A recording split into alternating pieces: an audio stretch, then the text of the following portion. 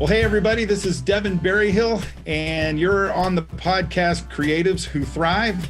Really excited today about our guest. There was a short list of people I knew that I wanted to have on the show, and today is one of those. Someone who is creative in so many different places, whether it be music or as a writer, record company exec, all the way to concert promoter, to designs album covers. I mean, all kinds of stuff, just all over. And he's a good friend. He's local here in San Diego, someone I've gotten to meet through our band, the Termaliners, actually through the Safaris. Really excited to have him on the show. Welcome, Bart. But first, I want to tell you about a special guitar amplifier company called Risson Guitar Amps. There was a guy named Bob Rizzi who developed Risson Amplifiers back in the 1960s. But before that, he worked for a guy named Leo Fender in Fullerton, California. Leo, along with Bob, George Fullerton, and many others, developed some of the more classic amps that we know today. When Leo Fender sold Fender guitars and amplifiers to CBS, Bob went to go work for Rickenbacker. He developed amps that even Led Zeppelin used on their first tour here in the United States. There's been many musicians that have played on the Risson amplifiers, including Joe Walsh, Slash from Guns N' Roses, Glenn Campbell, and now the Termaliners.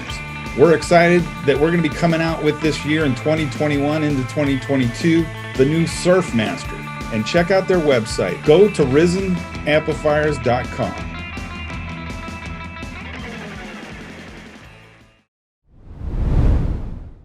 Hey, thanks for having me, Devin. Thanks for having me. And I think the easiest thing to say, rather than give the resume, is that I've had a full life in music. That's pretty much all I've done. Never flipped a birdie. Well, for myself. Yeah. Other than that, yeah. Well, that's good. Well, I think for our listeners, I to know a little bit about what you've done. If you can kind of give me the Reader's Digest version. I have a few talking points here. You talk about your bands. Yeah. Okay. You first started creating back in 19 whatever. Go. Well, my bands, which basically are just a bunch of guys having fun, and gals. That's really what the premise is of the band. If it's not fun, what's the point, right? Basically, it's a bunch of guys that started hanging out in high school. That'd be around 1976 on, and we're all still playing together. That's basically what it is. My bands. It's still Kevin and Dave, the same guys that I was playing with in 10th, 11th, 12th grade, kind of thing. So up first, well, there's a few first bands, but Manual Scan did pretty well in Europe in particular. Got signed, did some shows in Europe. Then we formed the Shambles, came in the 90s. And that did really, really well. Clouds All Day, the album, was very popular in Europe as well. And currently I'm in True Stories. In between that, I've played with all kinds of people with silly names from, well, I'm not going to say the silly names, but also with Anna Troy and many, many other people. Because if it's not musical, I'm pretty much not interested. It's what basically my whole life. So that's the band side of it. In the middle of that, it turned out, and this goes back to what I think you want to talk about here, is I found that the best way to get things done is to do them myself. So booking, articles, press, all that kind of stuff. I just started working to get things out there and getting credits and doing things like that immediately. So for example, I'll just give an early example. One of our first gigs with the Shambles was at the Marquee Club in London. And everybody asked me, wow, that's an amazing place to do one of your first gigs. How did you work that? I made a phone call. That's all it was. So it dawned on me very early on that if you put in a little extra effort, do a little bit of homework, you can go that much further. So that was an early lesson that I learned very, very quickly. And so that's basically how we ended up at El Sol, the 100 Club, the Marquee, etc. Additionally to all that, I started writing about music. And so originally I started writing for mod zines, music magazines for the mod groups and the 60s groups. And from that, it just went and grew. I ended up, actually, this is kind of funny. I ended up writing a column for a friend for free in a downtown newspaper. Okay. The San Diego unions read that and called them to hire me away from that newspaper. And wow. I think I can tell the story now. I'm sitting there and the UT calls and they say, we'd like to hire your guy away. And the guy says, hang on a second. And I'm standing right there. And he says to me, hey, They want to know what your salary is. And he goes, I can't tell them you work for free. And I said, just come up with a figure and double it. And he did, and they went for it. So I went from working for nothing for fun to the San Diego Union in a week with a nice salary. That was quite a shock surprise. And basically we made the stuff up at the time to get them to go that way. I feel like you're like an outtake. Did Cameron Crowe take cues from you for Almost Famous on that one? Or well, I mean, I was a little kid, but Cameron would have been an older guy hanging out at the sports arena, because from the time I was 10 years old, that's all I wanted to do. And so I would go down to the sports arena and wait for the bands and look at the ramp, watching the bands load in and stuff like that. Yeah. And occasionally, even because back then in the day, they didn't have security like they do now. Occasionally, I would just wander back there. You got to meet a few people. Yeah. So it was quite a fun youth, all music related, as you can guess. I also wrote for a bunch of other magazines and things in that time frame, and a lot of it fell into my lap by accident. Somebody would call me up and say, "Can you do this?" Yeah, sure. I mean, I became contributor and editor at Access Magazine because someone else had told them that I would write for them. Never asked me. So I get a call from an editor at 1 a.m. going, "Hey, is your column ready?" Who is this? I have no idea what you're talking about. So I talked to the guy and he goes, "Oh no, so-and-so screwed us over again." And he goes, "Sorry to bother you." And I said, "Well, what do you need?" He says, "I need an article on Christmas music." "When do you need it by?" He goes, 9 a.m. I go, "No problem. You got it." I got the job. Just pure luck. But I was able to provide the service that they needed at the time. It's the combination of the opportunity, you called it luck, right? But you had the skills, you had the experience, you were ready. Right. You had your ducks in a row. So in the event your ship came in, so to speak, you were ready. Yeah. Right? I mean, that's part of the thing with being a musician. There's no time off. There is no time when you can take your brain off of what you're doing. You can always be thinking about things that will help out later on, projects that you can work on. I've always got, 10 irons in the fire, 10 lines in the water, because my philosophy is if you put lines in the water, enough lines, eventually something will bite, right? That's kind of the philosophy I go on. And while I'm waiting for these to bite, I work on this stuff over here. And when I'm taking a break on this, I'm working on that over there. When I take a break from, say, writing an article, my break is doing the artwork for an album cover. That's my enjoyment. So it's all related. I consider everything to be part of the bigger package. Going back to your music career, were you a principal songwriter or arranger, producer? How did you play in the band? I mean, obviously I think you were a guitar player. I seen you play guitar. Well, originally I was the drummer. Okay. Oh, no kidding. Here's a fun fact. I forget the gentleman's name right now, but our first gig was playing for the James Bond underwater cinematographer at a party in La Jolla. That was our first gig. We were terrible, by the way, in case you're wondering. But yeah, I was a drummer and singer. I was a singing drummer. Later on, when we got a little bit older, everybody wanted to do different things. And again, we're just a bunch of kids playing in somebody's living room, right? It got switched around a little bit. And then for some reason, I just decided I could write songs, and I started writing immediately. I've got like about 700 songs I haven't recorded yet, just hundreds. Especially in the early days, I would crank out 3 or 4 a day, like no big deal. Now, granted, keep in mind, none of these are a day in the life or Inagata Davida. I think some of these would be pushing it to say 12 bar, but it was an exercise. And early on in particular, they need to be good. I just needed to get the practice of putting words together, rhymes and different meters and chords and things like that. So as an experience, it was a good thing. But I can tell you that our first single, Anymore, it's on a 5-track EP, Plan of Action. We literally had 15 minutes and they said, we need another song. So I went into the next room, wrote it, came back and we played it. It was that fast. Yeah. If you listen to the song, you'll see why. It's basically 4 chords, but that's basically how fast I like to work. I have very little patience for anybody. I have very little patience for myself, tons of patience for everybody else. Well, that sounds like that's how Wipeout was written. Safari's 10 minutes. They wrote Surfer Joe, beforehand. That's the only song they came into the studio, and they paid for 2 sides for a 45. So the same thing. It was like, hey guys, you got something else, or we're going to just put Surfer Joe on both sides of the 45 vinyl, 7-inch. Right. And they're like, well, let's come up with something, hey, Ronnie hit it on the drums. Well, that's the classic. the classic Rosie and the Originals, Give Me Love, the B-side of Angel Baby, you know, one of the most interesting songs ever written. And it was literally off the cuff. We got 4 minutes, let's do it, you know. With the Shambles, we often have 4 minutes left over at a session, or, you know, something like that, where it's just a ridiculous amount of time. We never waste that time. We will record like a theme song to a TV show or something like that. Not our own, like a cover, like a minute-long cover. We've got all these songs. Eventually, I want to put out an album of nothing but minute-long songs that we covered. You know, little themes like I did a version of the Golden Girls. There's a little segue that I love. This little 29 seconds that we recorded it. You know, things like that. I love that kind of stuff. So I hate to waste time. You know, life is short, and there's you never know where you're going to leave this mortal coil. I got so many projects I want to finish, and that's really, really important to me. Yeah, you're the true definition of creative. Like I said, when the show came up, I was like, oh my gosh, I got to get Bart. Bart, you've had your fingers in every aspect of the music business. Well, you know, going to your writing part, it kind of reminds me of I read articles on Chrissie Hynde from the Pretenders.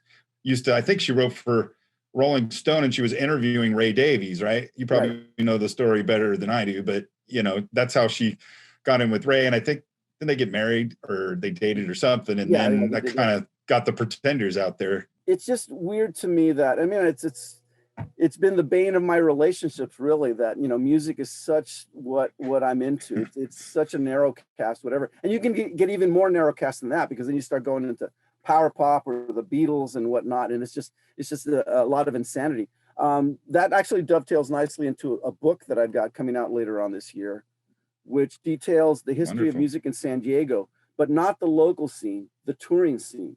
So I talk about Chuck Berry coming to San Diego in 57 and Glenn Miller in 41 and the Red Hot Chili Peppers in 93 and all this kind of stuff. I tie in the stories as well with anecdotes, set lists, and memorabilia and things like that. Partially because I was sitting around with a bunch of older musicians and they were telling me stories about, oh, they saw this guy and they played with this guy and they jammed with that guy. There's no proof of any of this. So I decided to start going out and researching it and finding out what dates these things happened at and writing a book about it. So it's not only the story of that, but it's the story of a lot of musicians in San Diego and what they did at the time. So it's going to be, I added 40 pages in the last month and a half.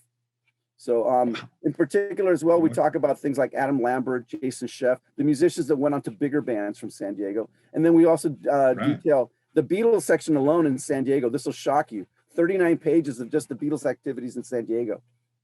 I mean, if you can believe there's that much. Yeah, that's coming out. And then of course we also got Staring at the Sun. We've got, which is a compilation of local bands, 44 bands we've got this time out. That's covered by Scott Shaw. It's amazing. You're on it. It's a really, really good compilation. You know, the one I'm really particularly thrilled is that there's a Pete Best track on there. He recorded a song, Falling Doves. So just to have that on there is just really cool. He did a Falling Dove song. So that's coming up. And then I can make the announcement right now as well. If that's not enough, I've got my own video show that's going to be coming up starting in June. It's a very, very different from this. It's a Tonight Show format. It's a short show, 15 minutes long, and it'll have a monologue, an interview section, and then a gadget section where we'll have, like, you know how Jimmy Fallon will test things that blow up and play with toys and look what we found on eBay. We'll have a section on that, but pretty much related to San Diego things. So guys that invented pedals and somebody that's got a cool guitar and that kind of thing is going to be on there. Although I will say that episode 3, I'm going to show off some memorabilia, including a signed Yardbirds contract from 1966. So it's going to be a very different type of music show, but a lot of fun, I hope. That starts in June, and it'll be on YouTube, Facebook, all the basics. Well, we'll definitely plug that here when that comes out. Maybe you can come back. Oh, I'd love to. I go back in your background a little bit too. Mm-hmm. You've been involved with the record company business too. I was looking at your bio. You worked for Capitol Records, Chrysalis Records, Motown, EMI. I mean, give us some info. How did you get involved with those labels? That's huge. Again, it's all a bit of luck and the right opportunity, right place. And basically, I used to work, and I was the assistant manager at Licorice Pizza, a classic record chain. This one was in Chula Vista. So that was my store.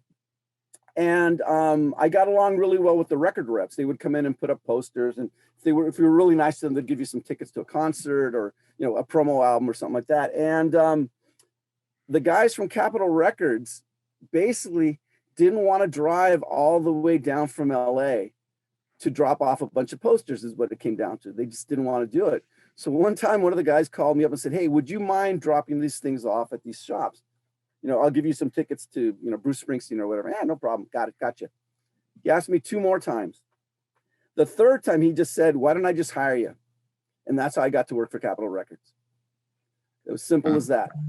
Within 2 weeks of that, I was collecting a paycheck, and I had shops all over town that I dealt with and took stuff around to. And then once that happened, whenever any other label came to town, say Terry Ellis did a party at Vacation Village from Chrysalis Records, they would call me up and go, "Hey, can you help arrange this?" And I'd make the phone calls, get the drinks and the food there, and make sure that things were running well on the day.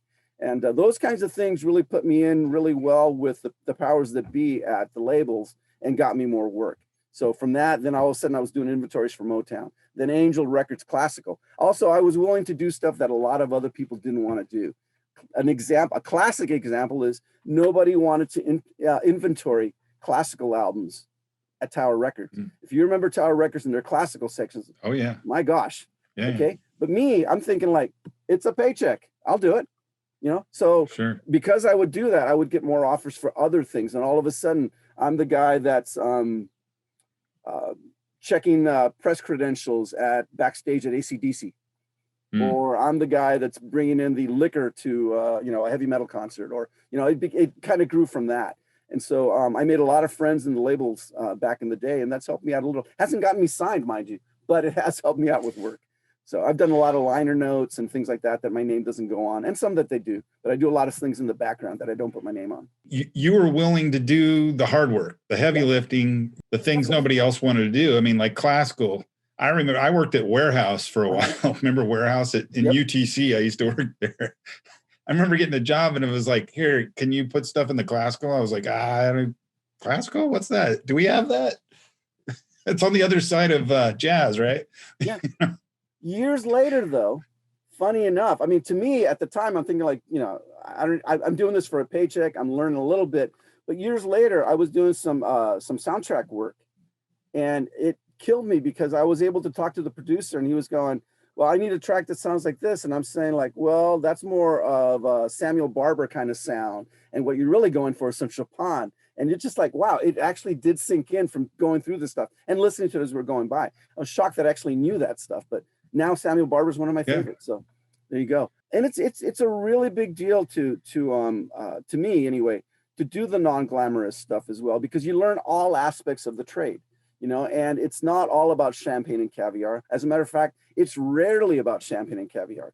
It's usually about who's paying for this, the logistics of things, just dealing with people, and all those things come, you can learn a lot from doing the less glamorous work.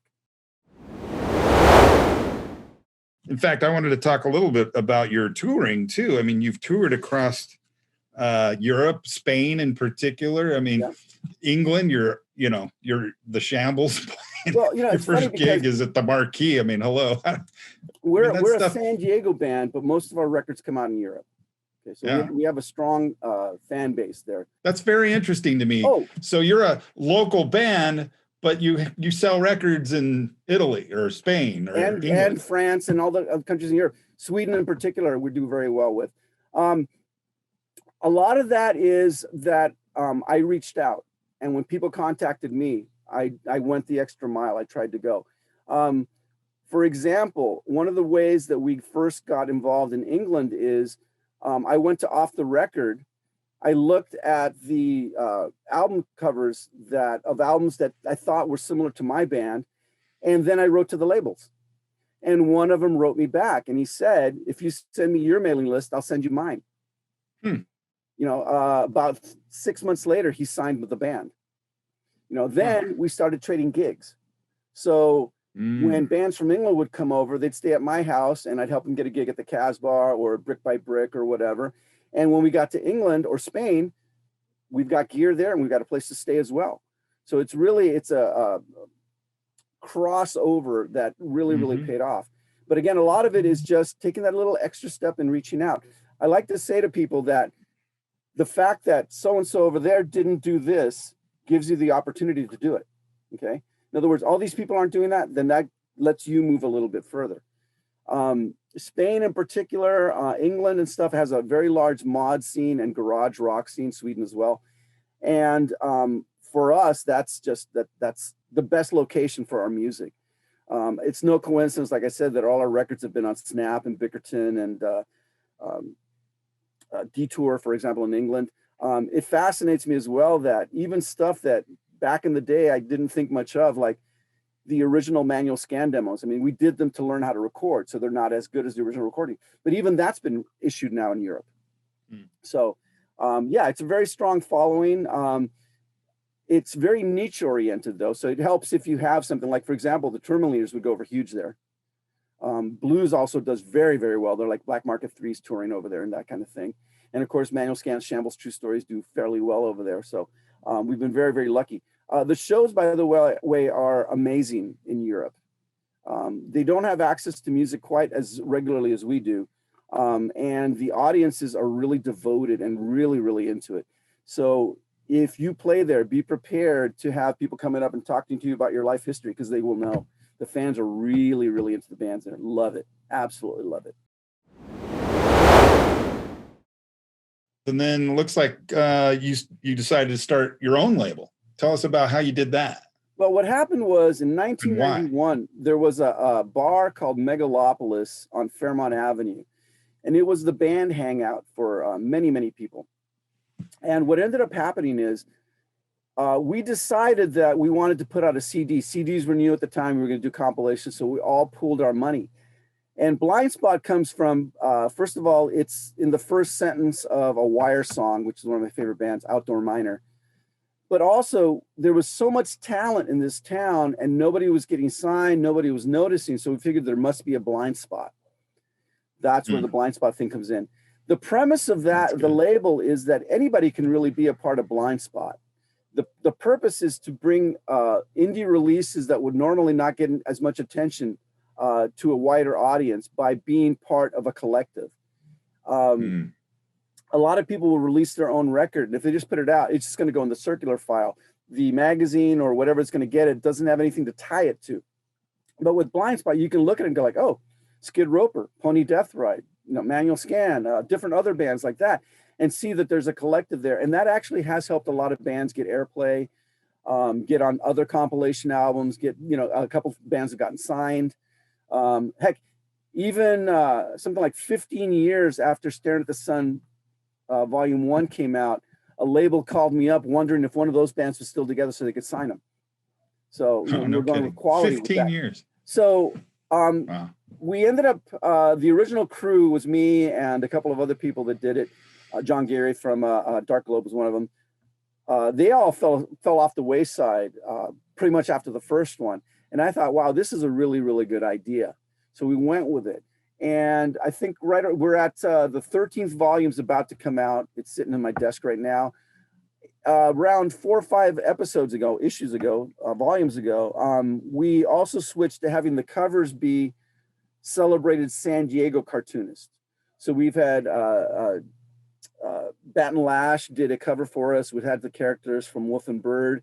The new cover is done by Scott Shaw, who does the Flintstones and Simpsons and lots of other comics like that. He did an incredible cover of the animals at the San Diego Zoo, put it on a concert in Wedgeforth Bowl. Fantastic. One of the best covers you've ever seen in your life, if not the best.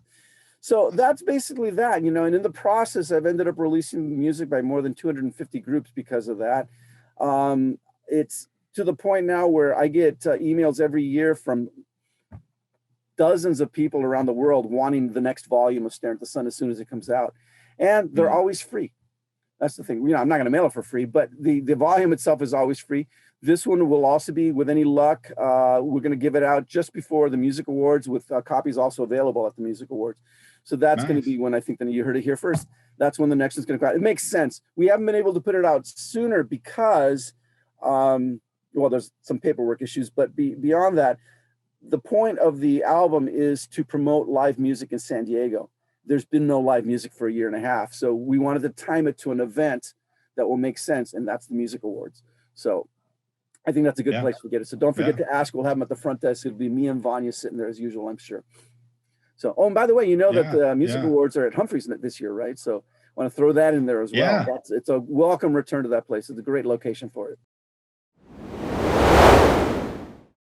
So I think I read you're on the board for the San Diego Music Foundation, and that's tied in with they put on the San Diego Music Awards. Is that correct? Right. Yeah, I'm not really on the board. I'm one of the main people behind it, but I'm not really on the board. I'm in the academy. That's my official title. So yeah, I've got a lot to do with it. Kevin Hellman, of course, is the mover and shaker. He's the one that books the room and the bands and gets all the paperwork together and does the computer stuff. He's the big mucky muck, as they say. But yeah, I've been involved with it for quite a while, and it is probably the most fun thing I do. It's just something I look forward to every year because we actually get all the submissions and we listen to everything. That may shock you, but myself and a few other people, I'll let them identify themselves. We actually listen to every release and watch every video submitted, and we go looking for things that weren't submitted that we might have missed. So it's a lot of fun. And then of course the party, at the end of it is the great reward. Seeing your friends and family win, not friends and family, friends and foes win is a great thing. I got to say, just so people know, I'm not eligible for a reward now or ever because I work for the award. So I'm no. So that's, to me, that's a good thing because that way I don't have to explain to my band members why we didn't get nominated and that kind of thing. Leaves that out. Right. Well, last year was kind of interesting. I came in to know the music awards through our mutual friend Rosalia, right? Wicked Heron Productions. She helped launch the Termaliners at Tio Leo's, and she was the one who first told me about the San Diego Music Awards. And I've known about it. I've heard about it. I've had mutual friends in POD and, John Foreman and the guys Switchfoot, they're local San Diego guys. I knew them when they were kids, basically, both of those bands. But I remember coming up, and of course, San Diego's had so many great artists that you guys have honored, like Jewel, Jason Mraz, many others, Beat Farmers. Yeah. So last kind of interesting with COVID, of course, as you know, the Termaliners, we were nominated for Rock Album of the Year last year. Right. We were all excited. We were getting ready to do some of the pre-events that were happening around town in support of the San Diego Music Awards. And then COVID came and everything shut down and it went virtual, right? Right. And it was quite successful, I would say. We got everybody from Bill Walton on down to do little bumper things. And I think it went really, really, really well. A lot of people got to see it that wouldn't normally get to see the awards because, it's a live event. But on TV, even my mom watched, and it's kind of like I think it exposed it to a larger audience. I'm hoping, even though it's going to be a live event this year, that highlights will be broadcast by somebody. I think that would be awesome. So I think it's a very valuable event for the city, actually. It spotlights the talent we have here, and it goes beyond even just the musicians.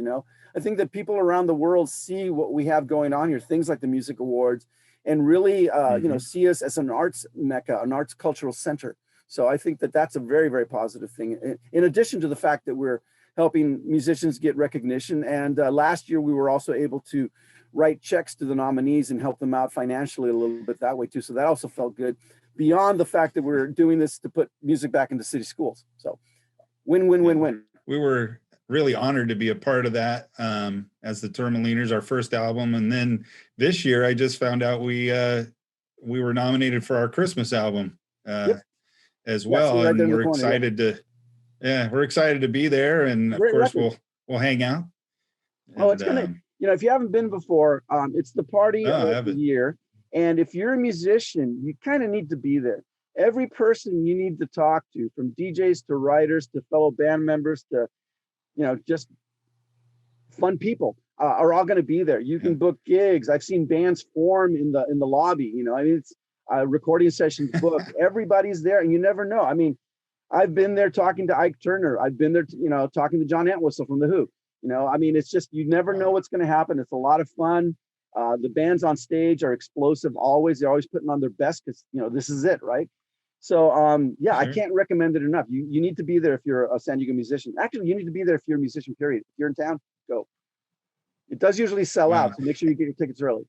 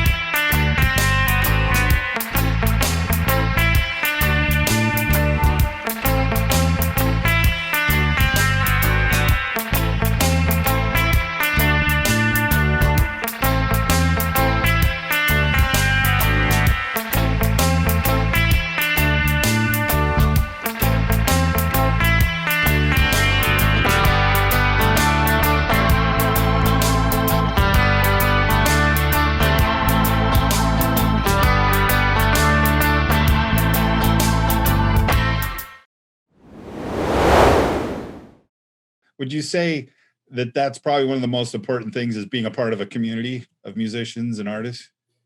Yeah, I think so. And I think that that's one of the really nice things about San Diego. At least I've heard this from people from other towns, is that all the scenes here interconnect and everybody kind of knows everybody and everybody helps everybody out. I've heard this a lot from other places. So it really doesn't matter if you're the jazz guy or the punk guy, you know, you might actually end up on the same record. You guys are all, everybody's interconnected. So I think that networking, or schmoozing, as we used to call it back in the day, is crucial to everything. You know, you never know what opportunities are going to arise. If you overhear something, if you're in the conversation, you know, you need to get out there. So I think that for a lot of musicians, you're going to see a lot more activity now that things are starting to open up, because there will be a lot more networking. One of the things that I've noted is that it is important for people to know what you did and what you do.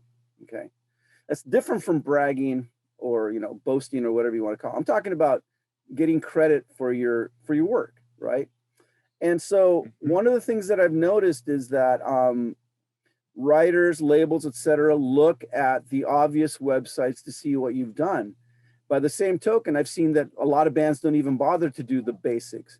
And I'm talking about having a website, getting a Discogs page up, that sort of thing, which is very easy to do, but without it, you have no proof that you're doing anything, you know? And so I think that's really, really important that, for example, if you're a session guy, and I know a bunch in town, if you're not showing up on those discographies, how's anybody going to know that you did the work, one? And two, you're going to lose opportunities from people that might be looking for somebody. So it's important that your name get on that album title, if that's what you did, if you played. Alicia Previn played on Intoinal's album. Okay, so without that credit on that discography, anybody that looks at her thing is going to either think she's making it up, it didn't happen, or it wasn't a worthy release. So you need to get your credits up there, and it will actually expand your horizons, because people will look at you and take you more seriously. Oh, he made these 15 albums. Okay, there you go. That kind of thing. But I see so many people even name artists that don't bother to update their own pages. You know, I mean, I went to do an article on somebody and their page had not been updated since 2017. They've had 3 albums since then. Right. Okay. What can you do with that? The other thing I would do at the same time, by the way, talking about pet peeves, is it's really important for people to have their ducks in a row when it comes to press. Okay. And by that, I mean having a simple bio that has who's on, you know, who's in the band, and photos that are cleared, etc. Because a lot of times, and I can vouch for this, you'll have a quick article that's available, like, hey, we've got 10 column inches available. Can you do me a quick article on something? Great. Well, if I've got to go through and look and I can't find any of this stuff, I'm going to the next band. And there's been a lot of times that I've wanted to write about something, but I've got 15 minutes and I can't find any photos. Oh, sorry, can't do it. Next. And so I think that a lot of bands don't realize that they're actually losing opportunities they don't know about by not having stuff ready. You know, will that get you signed to Capitol? That's huge. Who knows? But you know, it's important. The other thing too is, and while I'm doing the pet peeves, might as well. Sure, go for bands, when you're sending out your press materials and whatever, don't rush it. If it means waiting an extra day or the weekend, wait the extra day in the weekend. I can't tell you how many packages I've gotten with no return address, no contact information on the CD. I even got a CD without any name on the CD. Okay. When you've got a room full of, you can look behind me, look at the albums, the wall of albums behind me. When you've got rooms full of music and you've got a disc that goes off the table and doesn't have any identification on it, forget it, you're done. It's over. Right. You got to make sure that the stuff is correct, and you need to just maybe even let somebody else see it. I had one band very proudly send me their CD, but they forgot return address, copyright information, songwriting information, and something else big on it. And I'm like, and we came up with these saying, and that's why God made stickers. So they had to do that, right? But save yourself a big headache and get that stuff right the first time. You know, you got to make sure that all the publishing credits and all that stuff, especially if they're originals. Otherwise, people will assume they're covers. You know, so those are little things that I think that help people. Apart from that, really networking is a big thing. Like you said, believe me, and in San Diego, it's not hard to do. All the people in San Diego are super approachable. You can walk up to Tim Piles and go, please play me on Sunday, and he will. You know, you can come up to me. I'll write about you every time I have space. You know, it's really easy to get. So you need to get out there and meet these people, and at the same time start to interact with the other bands, and not necessarily just the ones in your genre. I mean, go explore. If you're a rocker, go see Gilbert Castellanos down at at Panama 66. There you go. It's been a year and a half since I've been to Panama 66. That's horrible. So, you know, but what I'm saying is schmooze outside of your own neighborhood, and you will get some benefits out of that. You know, go to a rap show, go to a hip hop show, see how they're doing things, see what's working for them as well, and see what ideas you can take from that to make your stuff better. That's my suggestion.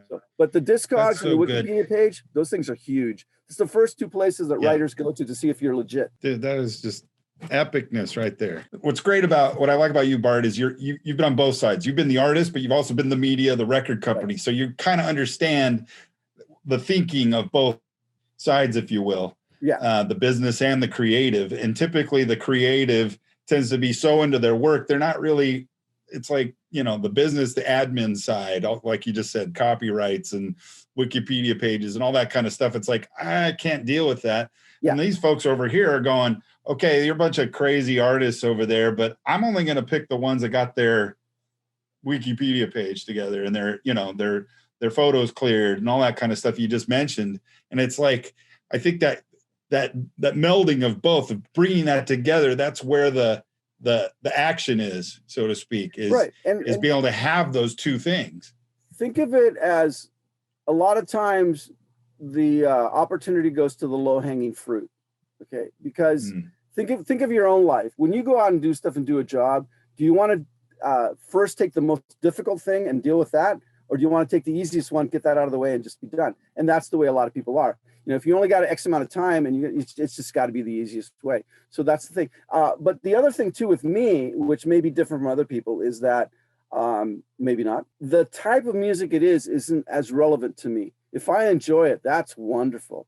But as a writer and as a label person, it's not about me. It's about what the audiences are enjoying. Okay. So even if I don't particularly like a particular band or a particular genre, and there's very little I don't like, but even if there is, I look at it through the audience's eyes and what are they appreciating. So even if I went and like, well, man, I don't like this music, but you know what? 1,500 people just went off because they thought they were great. That's what I'm going to focus on. The fact that that this audience, I'm not even going to mention what I thought, because it's really about the whole bigger picture about what's going on. It's not just about what I like, it's about what everybody else likes and also things that I think people need to hear about. So, you know, it doesn't matter to me if it's in this genre or that genre. If I think that, you know what, they have a new album out, people need to hear about it, it's going in. So yeah, I don't play favorites at all in genre. It's got to be across the board to me. You know, realizing that every type of music is not as popular as other types, but I want to, because people talk about, you know, this music isn't as revered and people aren't paying attention to it. And I always go like, really? Try being an opera singer or a classical musician. Talk about not getting airplay or respect. No magazines out there about that. No, you know, so it's a very different thing to me. I really try to include everything. I mean, we play instrumental surf music. You know, there's a genre that hasn't been in the top 10 for 50 plus years. And exactly. And you know what? You guys though, I mean, you guys are one of my favorite bands in town. You play the songs Oh, thank you. with authenticity. You're not embellishing and making them modern. Okay, that's a big thing for me because they're like that. But you're doing it in such a way that it's completely fun for you. You guys can tell that you guys are having a good time with it, and that translates to the audience. I've never seen you guys without a full dance floor. You know, that's always a great thing. So yeah, you guys are great. Love it. Thank you, man. Well, I appreciate your support, though. We've just loved having you at our shows, and look forward. And I think I told you about the safaris. We're bringing the safaris and the tourmaliners together for the first time. It's gonna be great. At Teoleo's June 15th, and then we're doing a second date up in Orange County at Campus Jackson, Newport on the 16th. So love to have you there if you have time and your busy schedule. I will be there, and I got to tell you, the last time I saw the safaris was one of the year's highlight. That was a great show. Highly recommend it to anybody that's out there that wants to see some killer surf music. Just fantastic. Meeting your dad was great. That was awesome. Probably the biggest thing that I'm going to do, and it, like I said, it's a reference book. So if people are looking for anecdotes about who slept with who or whatever, that's not in there. But if you want to know why Herb Alpert decided to start touring again, and it's a San Diego story, that's in there. You know, if you want to know, the drug prices in 1976, that's not in there. But Jeff Berkeley making America laugh off stage during a concert, that's in there. So I'm having a lot of fun with that. There's 6 books altogether. The first one is touring bands. The second one is local bands. But I think the 6th one is the one that's going to cause the most controversy as such, because it's a murder mystery fiction. But I tie it into historical events that happened in music. Okay, so it's a spy thriller that includes everybody from John Lennon to George Reeves, from Aretha Franklin to Keith Moon. And we do it in such a way that it's me, where I take actual things that happened and tie them in together with fantasy things, and it makes it all plausible, to the point that I actually showed the basic plot to a detective friend of mine on the police force, and he looked at me and went like, "Are you sure you want to publish this?" I'm like, "Well, yeah, eventually." I said, "Why?" And he goes, "Because it's plausible." And I thought, there we go. It's a good story. So that I'm looking for. And that book is called Conspiracy. I figured go right for the title. There you go, right there. So that's going to be a lot of fun. And then just endless projects. One of the things that we're also doing is Dave Fleminger, who plays with True Stories, was in Manual Scan, plays with Chloe Lou and the Littles, and Alvino and the Dwells, and probably 500 other bands. We are on a mission to preserve a lot of older San Diego music. And so we are digitizing and uploading hundreds and hundreds and hundreds of cassettes, demos, et cetera, from San Diego bands. And a good mix of that will be released by Bickerton Records in Spain as the San Diego Underground Files, an album series. The first 2 volumes are already out. Volume 1 was Manual Scan, all those demos I was telling you about that we did to learn how to use the studio. Number 2 was The Event, a teen mod band from Mira Mesa from the 80s. Number 3, 4, and 5 are in the works now, and that's the R&B band, the Crawdaddies, the power pop band, the Four Eyes, and then an R&B rockabilly mod band called the Trebles from Chula Vista, Imperial Beach area from the 80s. So that's kind of a lot of fun. We love doing that. I mean, that's a labor of love kind of project, but that's kind of cool to be able to bring that out. And so we're hoping that it's going to be many, many volumes. But in the meantime, Bickerton Records has done an incredible job, not only taking out ads in all the national magazines, but colored vinyl. And each release comes with a 2 by 3 foot poster of the band. And it's really, really quality stuff that they're putting out in Europe. So that's really, really cool. Hopefully there's going to be more Manual Scan picture discs coming out. Plan of Action just came out in December as a picture disc. So there's that. Staring at the Sun, a new Manual Scan album. You know what? I'm going to announce something here that I haven't announced anywhere else. That's kind of fun. But awesome. I have the new Manual exclusive. Scan is going to have a song that I co-wrote with Kim Fowley. Kim Fowley being the legendary rock and roller, the responsible for everything from Kiss's "Do You Love Me" to the band Hanson. He was the producer on Alley Oop. He was the man behind the Runaways, etc. And had a Yeah. run-in with him. I got to know him a little bit in his later years, and I got a run-in with him at San Diego Music Thing, and ended up coming away from the conversation with a song called "My Couch Is on Fire." Um, it was a challenge on the spot to write a song about anything in the room, and that's what came up. And the song is actually a rocker. It's pretty good. So that's going to be kind of fun. It may very well be the last Kim Fowley song ever to go out on vinyl. So I think that was the last one that he did. So I did half, he did half. And so I'm really, really proud of that. That's a really kind of cool thing. The Christmas album that we did with you on it last year, we did a Christmas album that had a surprisingly large amount of San Diego groups. Ended up getting delayed because of COVID and everything like that. So it actually came out, I think, like 5 days before Christmas. So they're actually going to do the real release this year, because there wasn't enough time to put out ads or anything like that. So it was available. And I have copies for you, by the way, sitting here. So next time I see you, but they're actually going to do a big push for it this Christmas because they weren't able to last year. So that's kind of a little bonus there. Nice. And I'm trying to think what else is going on. Oh, should mention this. You talked about how you were doing things and then COVID happened and you couldn't do them. Check this out.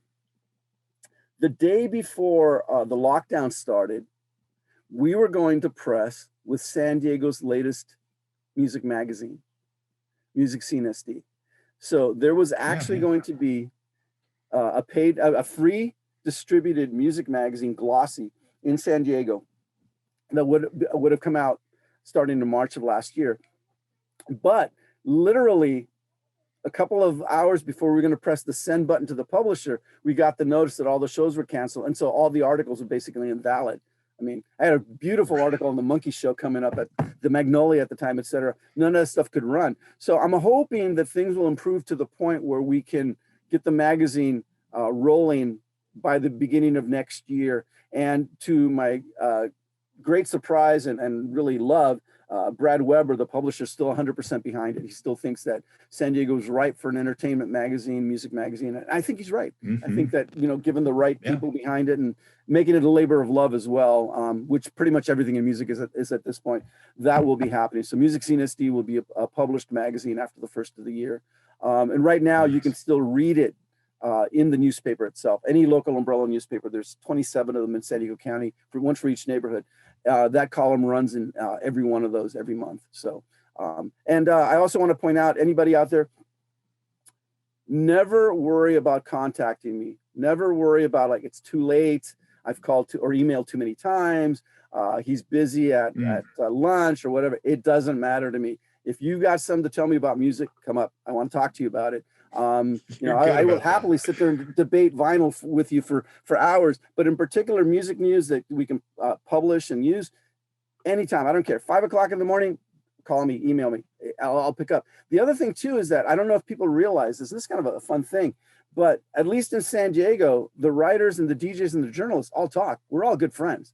And so if you let one of us know about stuff, the other people will generally find out, and it'll also spread out from there. That's what I love.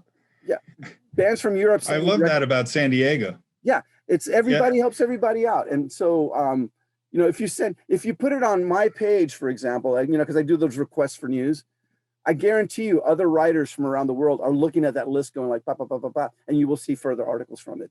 And so, I encourage people, please reach out. And should any people in the hip hop community in particular, I'm looking for more information on hip hop because I see very little online that I can actually find. And I do know a few of the artists, so I get some stuff from them that way. But I'm particularly looking for hip hop, world music, and classical. Those three in particular, I'd love to push a little bit more. But any genre, anytime, let me know. I will write about you as soon as I can. Simple as that. You got a new album? Guaranteed I'm going to write about it.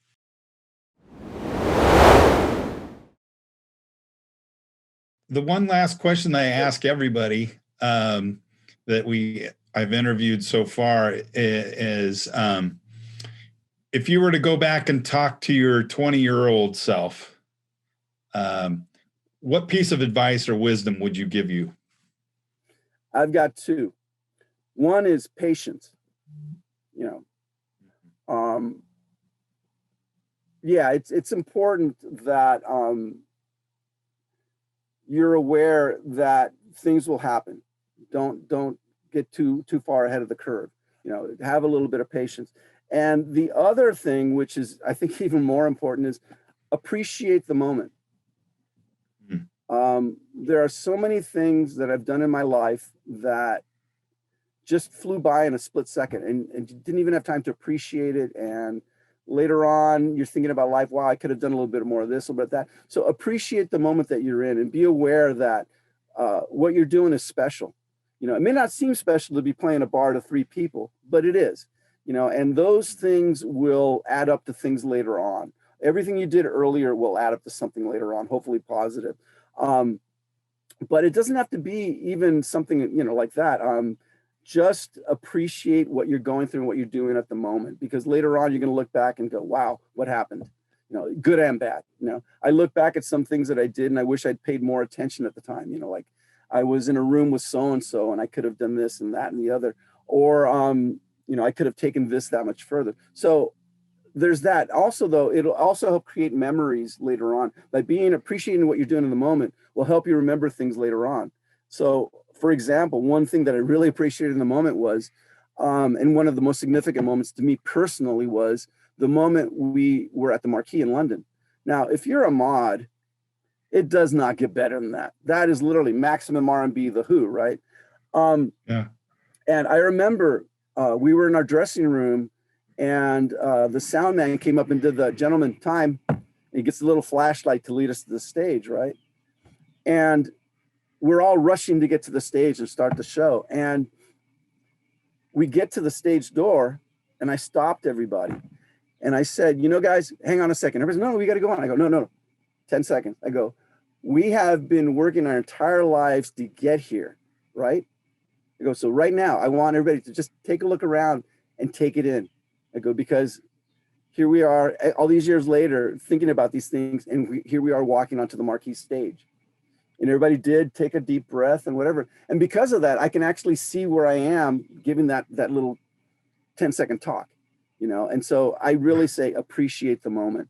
You're never going to win that award again. You're never going to be that thin and good looking again. You're never going to have that much hair again, you know? So appreciate the moment that you're in, and you know, just, it'll give you some good memories, and also it'll help you in the future as well, because you will have thought that through.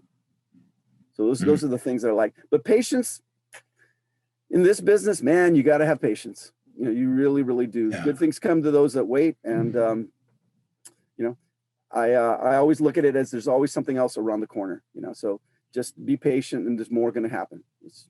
You got to do your due diligence. You got to do your homework. You got to do the basics. But, you know, following that, good things should happen. Bigger gigs, better recordings, more friends. Yeah. Better articles, you know, that kind of thing. So if somebody wanted to get a hold of you or learn more about you, what's the best way to do that? Facebook, website? Facebook, and my email, which is really easy. I mean, you can reach me through that. So yeah, and you know, I'm available for hire for writing bios and PR. I don't charge, never charge, and nobody should charge for articles or reviews. So people ask me all the time, hey, if I pay you, will you write me a review? Well, the answer is no. I don't take pay for reviews, right. But I will, if you give me the album, I will review it for free. You know, there's that. So, but I am available for session work. I do vocals and guitar and that kind of thing, and things for hire. So there's that. But if you just want me to mentor you or give you a little bit of advice, or, you know, tell you what number you need to call or whatever, just get a hold of me on Facebook. I'll help you out. No problem at all. That's what I'm here for. Yeah. And I'll put that information in the show notes below in the videos. But Bart, I really appreciate that you've been so generous with your information. I honestly, I'm learning, I'm writing notes here going, God, how do I do that again? Discogs? Oh, I don't have a Discog page. I need a Discog page, you know? So that's wonderful. Blind Spot Records. You've got all kinds of great stuff there. Look that up online. And Bart, we look forward to seeing you maybe at the next Safari's Tourmaliners, and then the SD San Diego Music Awards at Humphreys. And what's the date on that one more time? August 24th, 7 p.m. Don't be late. You know, you want to be there from before start to after finish, because literally there's so much going on. Again, everybody's there. Everybody's going to be there. And you know, high recommendation, by the way, to bands. If you're going to come to that, bring your CDs with you and hand them out. You're going to meet the DJs there. You're going to meet the writers there. Save some postage. Little tip there. And you know, and I do see people walking around handing them out. That's That's exactly the audience you want to approach. All the club owners are going to be there. You want a gig? Go to the music awards and talk to Chad Waldorf at the Belly Up Tavern or Tim Mace from the Cavs Bar, whomever, and they're there. And I'm sure they'll be very receptive to you. So that's what it's for. Awesome. Well, thank you, Bart. We really appreciate your time and being on Creatives Who Thrive. Well, thank you so much for having me, Devin. Take care.